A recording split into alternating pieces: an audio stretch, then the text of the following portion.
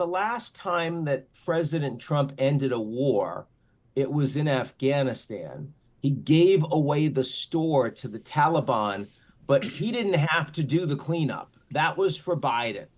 This time around, the deal that is cut by Trump, he's going to be responsible for 4 years. And so I think he's aware of that. And I wonder, yes, he really wants to end the war. He's got a lot of capacity to pressure the Ukrainians. But the presumption in the media and the zeitgeist, as you say, is that Trump is going to give away the store to Putin.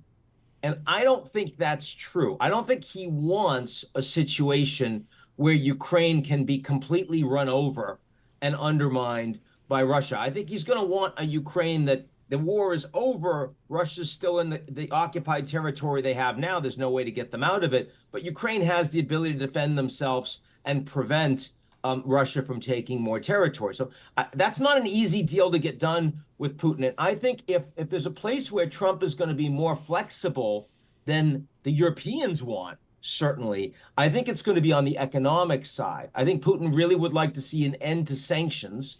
And I think Trump is prepared to give that to him.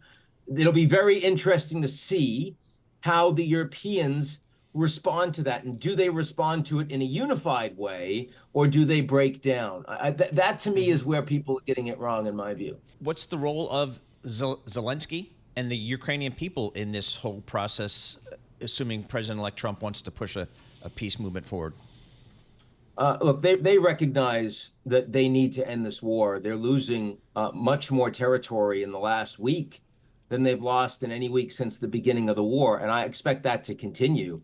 The Russians are going to press this for the next couple of months until Trump becomes president, and the Ukrainian position is likely to look a lot worse when inauguration hits than it does right now.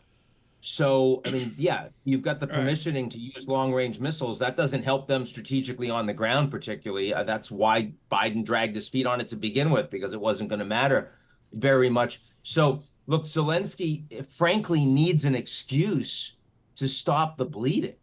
And it is, ending the war is more popular now in Ukraine than it was a year ago, 2 years ago. But he can't be seen as losing his country.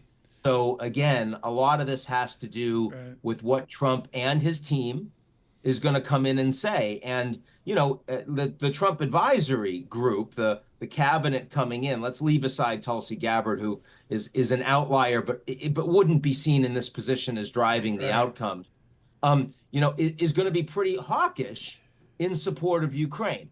So I think there's still a great deal to watch here. I don't think it's I don't think this is giving away the store and undermining Zelensky completely.